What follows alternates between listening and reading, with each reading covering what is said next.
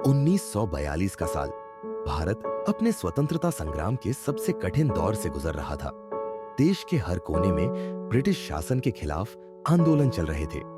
इस समय एक छोटा सा गांव सूर्यानगर, जो अपनी खुशहाली और एकता के लिए जाना जाता था, अब डर और विभाजन में जी रहा था।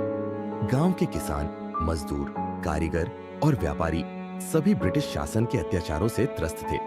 उनका आपसी मेलजोल भी धीरे धीरे खत्म हो रहा था। हर साल मकर संक्रांति का त्योहार इस गांव के लिए खुशी और उत्साह का प्रतीक होता था, लेकिन इस बार सब कुछ बदला हुआ था। गांव के लोग न तो पतंग उड़ा रहे थे और न ही किसी तरह का उत्सव मना रहे थे। गांव के बीचों बीच वीर, 16 साल का लड़का, अपनी टूटी फूटी पतंग के साथ अकेला खड़ा था। वीर के पिता एक स्वतंत्रता सेनानी थे, जिन्हें 2 साल पहले ब्रिटिशों ने गिरफ्तार कर लिया था। पिता की गिरफ्तारी के बाद से वीर ने ठान लिया था कि वह अपने पिता के सपनों को पूरा करेगा। नदी किनारे वीर अपने 3 दोस्तों आशा, रमेश और फातिमा के साथ बैठा था। आशा एक बेहतरीन चित्रकार थी, रमेश लकड़ी का काम करता था और फातिमा कविताएं लिखती थी। तुम्हें याद है पहले मकर संक्रांति का दिन कैसा होता था? वीर ने पतंग को देखते हुए कहा। गांव के हर कोने से हंसी खुशी की आवाज आती थी। बच्चे पतंग उड़ाते थे, बड़े तिलगुल बांटते थे, लेकिन अब हर कोई डरा हुआ है। फातिमा ने गहरी सांस लेते हुए कहा, ब्रिटिश यही चाहते हैं वीर। उन्हें पता है कि अगर हम एकजुट हो गए तो उन्हें कोई नहीं हरा सकता। तो हमें यह साबित करना होगा कि हम एक हो सकते हैं। वीर ने कहा, इस बार मकर संक्रांति सिर्फ एक त्योहार नहीं होगी, यह हमारी एकता और आजादी का संदेश बनेगी। तीनों दोस्तों ने वीर की बात पर सहमति जताई। अब उन्हें एक ऐसा तरीका चाहिए था जिससे वे गांव के लोगों को फिर से एकजुट कर सके। वीर ने अपने दोस्तों के साथ मिलकर एक योजना बनाई। उन्होंने तय किया कि इस बार मकर संक्रांति पर वे आजादी की पतंगें उड़ाएंगे। ये पतंगें सिर्फ रंगीन नहीं होंगी, बल्कि इन पर आजादी के नारे और गुप्त संदेश लिखे जाएंगे। ये संदेश आसपास के गांवों तक पहुंचेंगे और लोगों को स्वतंत्रता संग्राम में शामिल होने के लिए प्रेरित करेंगे।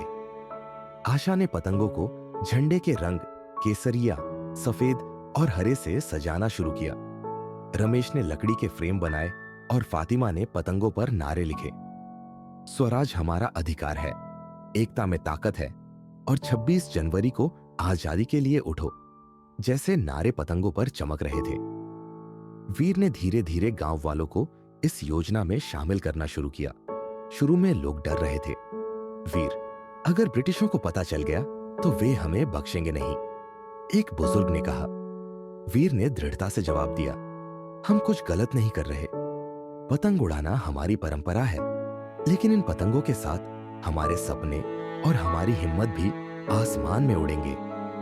धीरे धीरे लोग वीर के साहस से प्रेरित होने लगे।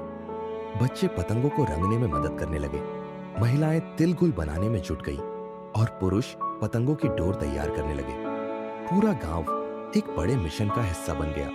रात को वीर और उसके दोस्त पतंगों के साथ गुप्त संदेश बांधने लगे।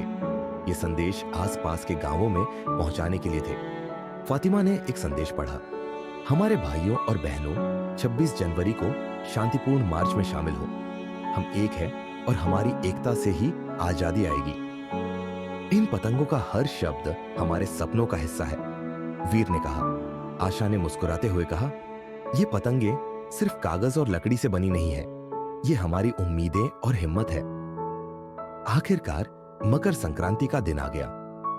सूर्यानगर का मुख्य चौक सज चुका था। गांव वाले पारंपरिक कपड़े पहनकर आए थे। बच्चे पतंग लेकर दौड़ रहे थे, महिलाएं मिठाइयां बांट रही थी और हर तरफ एक अलग ही जोश दिखाई दे रहा था। वीर और उसके दोस्तों ने पतंगबाजी प्रतियोगिता आयोजित की। इस दौरान आजादी की पतंगें उड़ाने का समय आ गया। वीर ने अपनी पतंग हवा में छोड़ी। जैसे ही पतंग आसमान में ऊंचाई पर गई, गांव वाले उसमें लिखे संदेशों को देखने लगे। स्वराज हमारा अधिकार है और आजादी के लिए उठो जैसे नारे हर किसी को प्रेरित कर रहे थे। गांव के लोग ताली बजाने लगे। कुछ की आंखों में आंसू थे।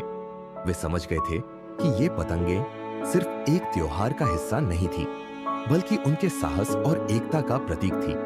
ब्रिटिश अधिकारी जो इस उत्सव पर नजर रख रहे थे, सब कुछ देखकर परेशान हो गए। ये लोग इतनी खुशी से क्यों जश्न मना रहे हैं? एक अधिकारी ने पूछा। यह सिर्फ एक त्योहार है, दूसरे अधिकारी ने हंसते हुए कहा। लेकिन हमें इन पर नजर रखनी होगी। आजादी की पतंगें सूर्यानगर से निकलकर आसपास के गांवों तक पहुंच गई। बच्चे इन पतंगों को उठाकर अपने बुजुर्गों को दिखाने लगे। पतंगों पर लिखे संदेश पढ़कर गांव वाले एकजुट होने लगे। 26 जनवरी को शांतिपूर्ण प्रदर्शन की योजना अब सिर्फ सूर्यानगर तक सीमित नहीं रही, बल्कि पूरे जिले के गांवों ने इसमें शामिल होने का निश्चय कर लिया। 26 जनवरी का दिन सूर्यानगर के लोग शांतिपूर्ण मार्च के लिए इकट्ठा हुए। वीर सबसे आगे था, हाथ में एक विशाल पतंग लिए हुए जो भारतीय झंडे के रंगों में रंगी थी। गांव के लोग तिरंगे के नारे लगा रहे थे। आसपास के गांवों के लोग भी इस मार्च में शामिल हो गए। ये पहली बार था जब इतने सारे लोग एक साथ आए थे।